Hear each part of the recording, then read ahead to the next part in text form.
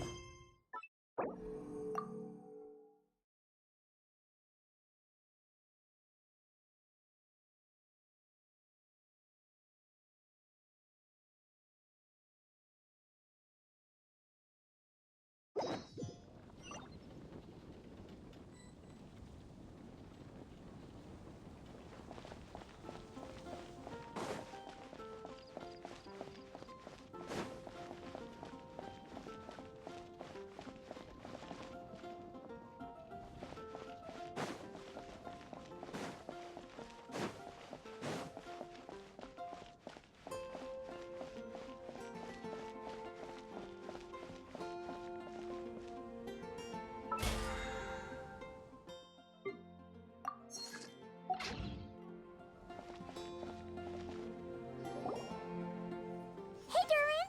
Any more clues for us? We're all set for the next chapter.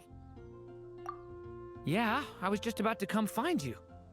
Let's see what it says. Now sprout to life the story's seeds, stirred by wind-born melodies. Then on that breeze the music leaves, fading into distant memories. Seek the place where wind and tale entwine, and once there, make 3 riddles into verse, and 3 melodies into song. For in poetry and song will this story start to blossom. Come on! Another riddle? All that talk about wind and melodies? What do you think the answer could be? Oh!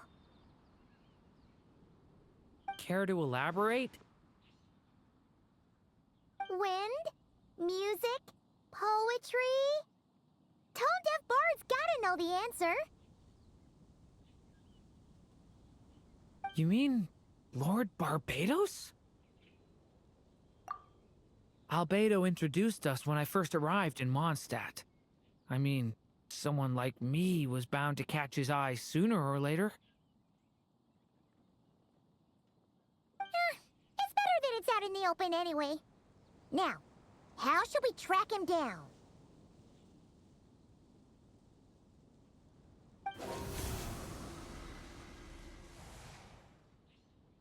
I'm pretty sure he's already caught wind of what's going on here. Why don't we just see where the wind takes us? Right. He definitely makes it easy to forget he's a real god sometimes. That's all for my daughter.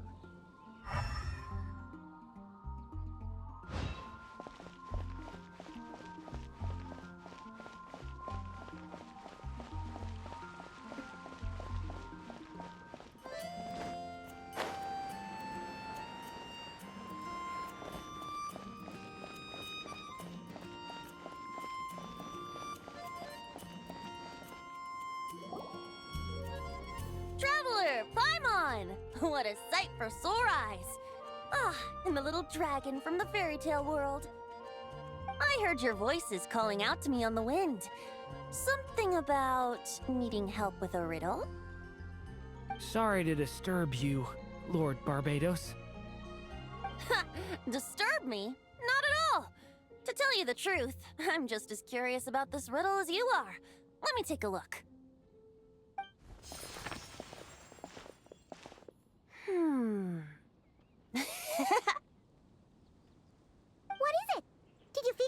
answer? 3 riddles and 3 melodies. That sure takes me back. The answer you seek lies hidden in memory. Looks like running to Tone Deaf Bard was the right call after all. Long ago, those mages came to Mondstadt, seeking to test their strength against mine. But I replied, let us make music, not war, and resolve our conflicts through song. So I strummed my lyre and sang them this verse. O wind, welcome now, my guests. Pass through verdant leaves unseen, where shape your formless self may take, and offer up a graceful scene, a fleeting gift for welcome's sake. Leap at the edge of a sea of clouds, where land meets sky and sky meets ground. There frighten off the noisy crowds and bring my guests a calm profound. Fly beneath the stars up high, where mortal noise is swept aside, that my dear guests with starry eyes may share the dreams they hold inside. Now go to where I vowed to keep a quiet spot for them to sleep. No clash, no contest bars the way, just tea and mirth to fill the day. There you have it, the 3 melodies. As for the answers to those 3 riddles, I trust you can guess them by now. The woods, the edge of a cliff, and the sky? Correct. Funnily enough, your mother was also the first to solve it, all that time ago. There must be some kind of special rapport between those who write stories and those who sing them. The woods, a cliff, and the sky. Oh! So that's where it is! I suppose the spot that answer points to is where you're headed next. You should know, after solving my riddle, the mages even accepted my proposal and made that location their official meeting spot. And going by what your book is suggesting, once you found it, you might want to try playing the melody I just shared with you. Guess you can be pretty reliable when it counts, huh? Great animal Archon? Thanks for the help, Lord Barbados. Still got questions for me, huh? Yeah, you must have read countless tales in your time, being a wandering bard and all. In your experience, why might an author consider a story unfinished? Unfinished? Well, I guess if there's something left to accomplish in the story, or, oh! If the last line goes, "To be continued." Huh? Wow, your helpfulness lasted for like 1 second. In all seriousness, I would think the answer to that question lies in your mother's story itself. It's not my place to pry any further. All right then, we should get going.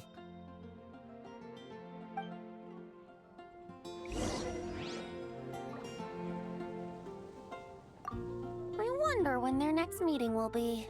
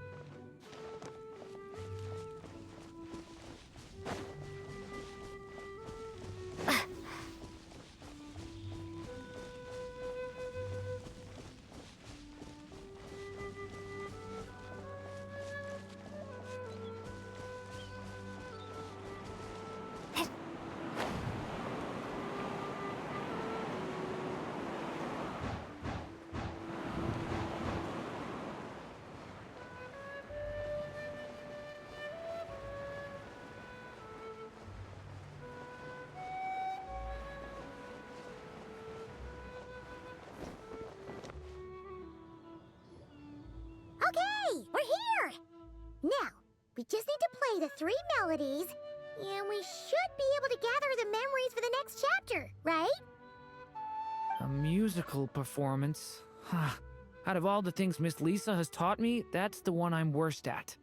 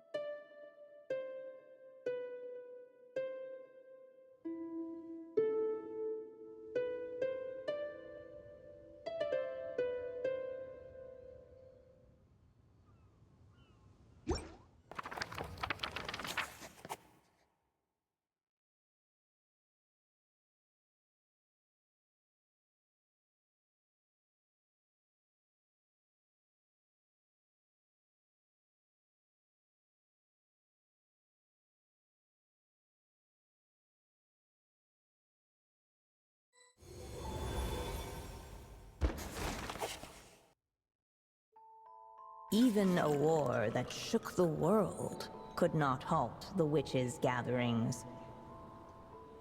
Yet even so, with the passing of time, 3 of their teacups no longer came to be set. The witches did not linger long in sorrow, for the Story Witch had brought glad tidings of her own. Born was her dragon child, safe and sound. Her fellow witches offered up their blessings, eagerly debating how to celebrate the child's birth.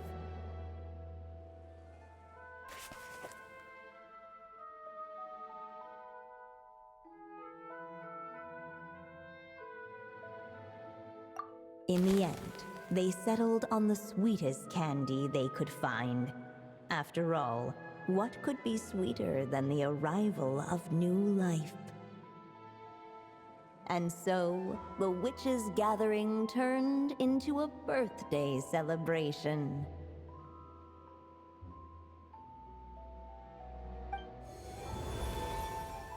So, we're back in the story world, huh?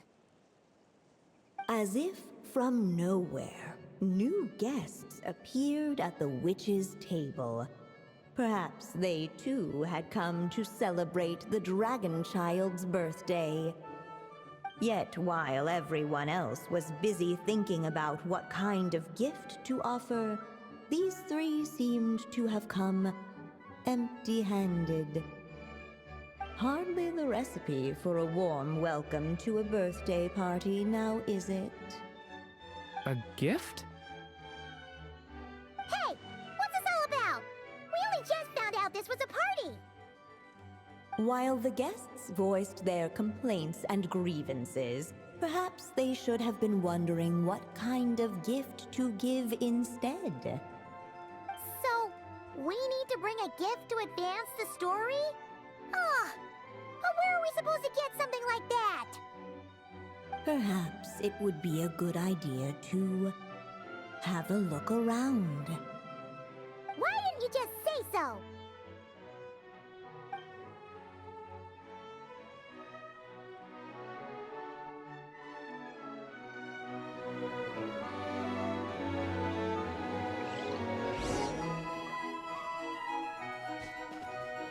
The witches went on chatting away, ignoring the empty-handed guests.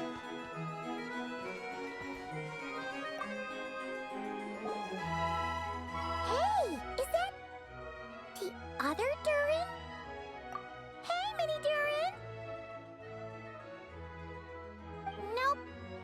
collection. Seriously, did he doze off at his own birthday party? Brought to life by the witch's magic ink, the dragon child played with animated glee each time the tip of her pen danced across the page. Yet she could not spend all her time writing.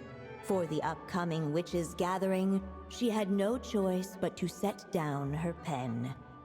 But before doing so, she wrote one last line. So did the child drift off into blissful slumber. Well, that's a bit convenient. Strange. I don't remember ever being at any of the mages' gatherings. When exactly was this birthday party supposed to have happened? No wonder you don't remember. From the looks of it, you were probably fast asleep at the time.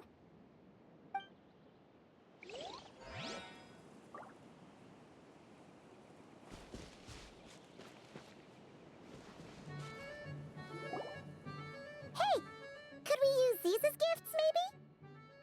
At last, the guests found something to give the dragon child. Guess that's a yes then. Which one should we go for? Still, the guests wondered, what kind of gift might the little dragon really want? Should they put a warrior's sword in his hand and send him out on an unstoppable quest to save the world? Or perhaps a wandering hero's slingshot and the promise of a life of endless, uncharted adventure?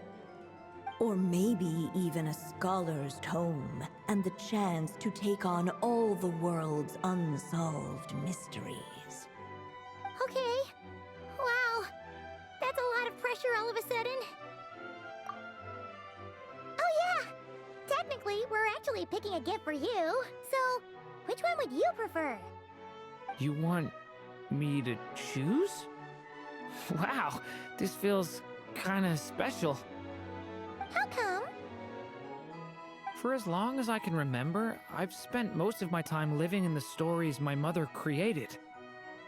I always thought my mother had everything written out for me already, just like the toy figures in Constellation Metropole.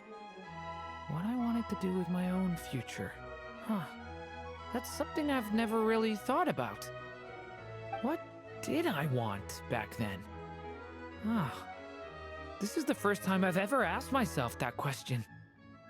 Sounds like this is the perfect opportunity to answer it then.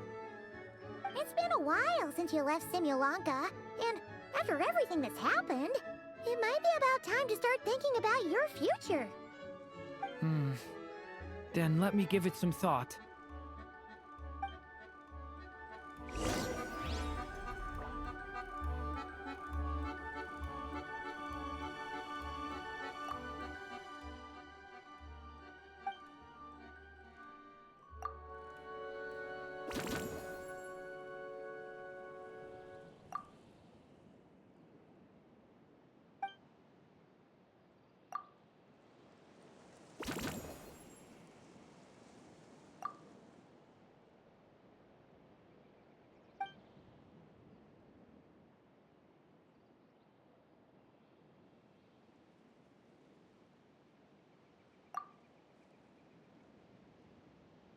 In the end, the guests settled on the wandering hero's slingshot. A wandering hero. So, you're an explorer, just like us.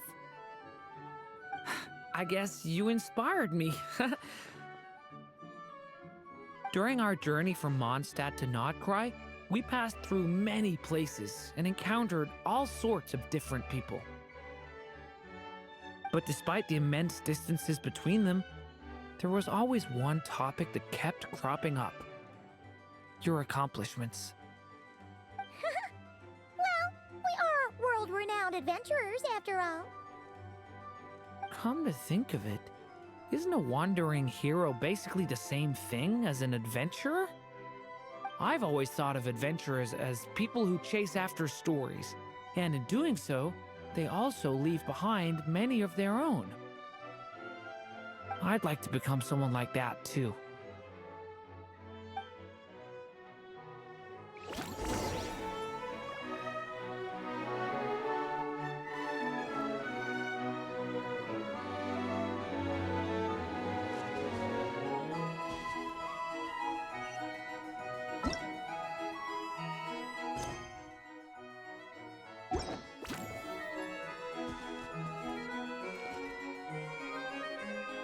Alright, they should let us in now that we've got a gift, right? Hello there. Brought a gift this time? The newly arrived guest presented his gift, wishing the little dragon a future as a wandering hero, free and unburdened. Accepting the guest's blessing, the Story Witch invited him and his friends to take their place around the table. Finally, she could introduce them all to her dragon child, telling all in attendance about the moment of his hatching, and of course, the name he'd been given. It was then that the Seer Witch, diviner of the stars, withdrew her gaze from the heavens and turned a sorrowful glance upon the little dragon. You gave him the same name as that evil dragon? That's right. But the life I intend for him shall be very different. What folly, to love so blindly. For as you must know, a name is the mirror of destiny itself. He who bears an evil dragon's name must also inherit the fate of its previous owner. His fate has been foretold. Then I'll rewrite it. The witches at the table fell silent, for they knew the Seer Witch's words had never once proven wrong. Yet, just as clearly, they recognized the Story Witch's resolve, for there is scarce a force in this world more fearsome than a mother's love. At last, the Merry Witch stepped forward, dispelling the uneasy silence. So be it. Then we'll all lend a hand. Together, we shall rewrite this child's fate. You mean to defy one of the fundamental rules of this world? I refuse to be shackled by such rules. Besides, this is a witches' gathering, is it not? What could be more fitting a subject for this occasion than to defy them? Oh? Sounds like an interesting experiment. I suppose, were we to succeed in this endeavor, we might bring a touch of wonder to this otherwise dreary sky of stars. The Merry Witch finally talked them all round, just like she had done many times before. Warm and strong as the sun she was, so much so, in fact, that those who her light shined down upon had no choice but to bask in it. And so the witches readied their gifts, 3 marvels of the cosmos. For this child, I shall decipher the ravings of the heavens and lay bare before him the trickery of fate. For this child, I shall leave a formula powerful enough to unravel the very origins of this world, that he may seek another solution for the conundrum of his life. For this child, I shall call upon wondrous magic to make possible his impossible wish. All the Story Witch had was the pen in her hand, yet with the love that flowed from it, she resolved to bring forth a marvel of her own.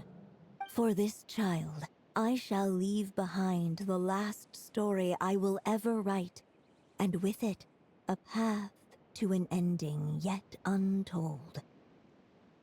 With the witch's blessings given and received, the little dragon's fate at last began to turn. In the midst of the dragon child's birthday celebration, the Seer Witch proclaimed her prophecy.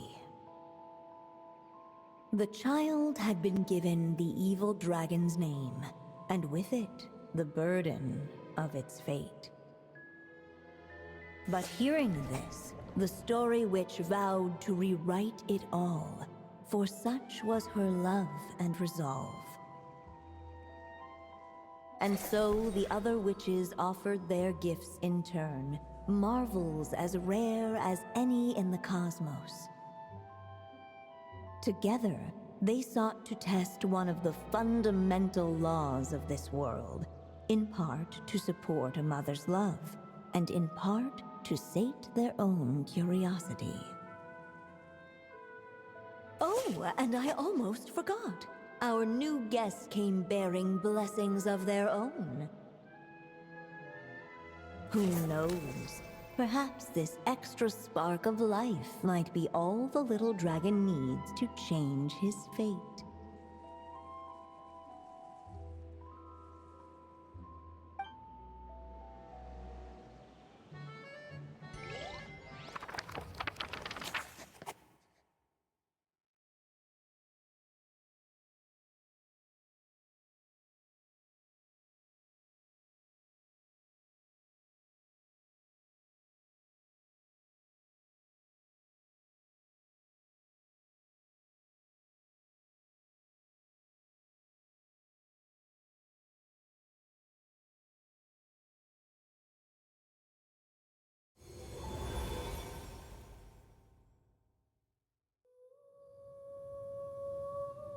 Yep, looks like we've completed this chapter too. Those witches in the story were the mages of the Hexen Circle, right? They sure seem to care a lot about you, Durin. But, Paimon kinda had trouble following their conversation. Just a bunch of mystery, as usual. The evil dragon's fate. Oh, is that what you're worried about? But didn't we already take care of that? Ah, the mages must have had a hand in that, too. Also, I was just thinking, which part of the story are we even meant to be completing? Oh,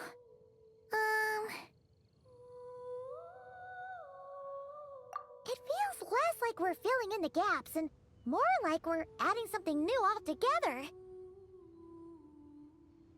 But we use the ink, right? And the book hasn't given us any more clues, so that must mean our task is complete. At least for now. Yeah, I guess we're doing something right.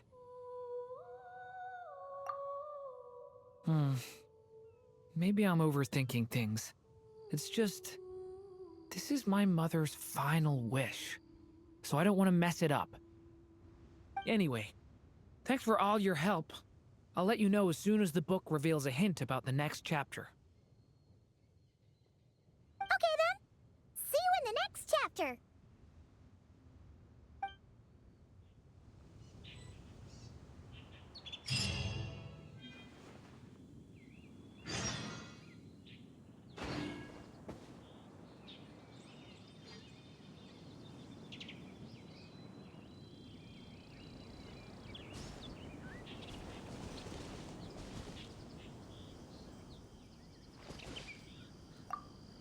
I think I'm gonna stick around, take my time reading through this book. If you feel like jumping back into the story, just come find me.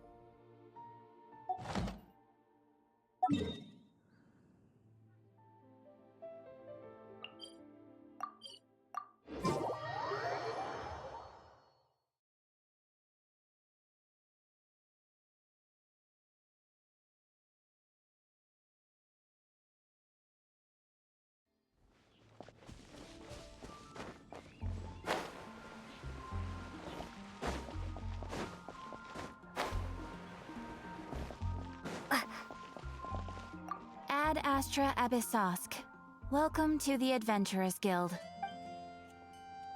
Thank you for completing today's commissions. Here is your reward.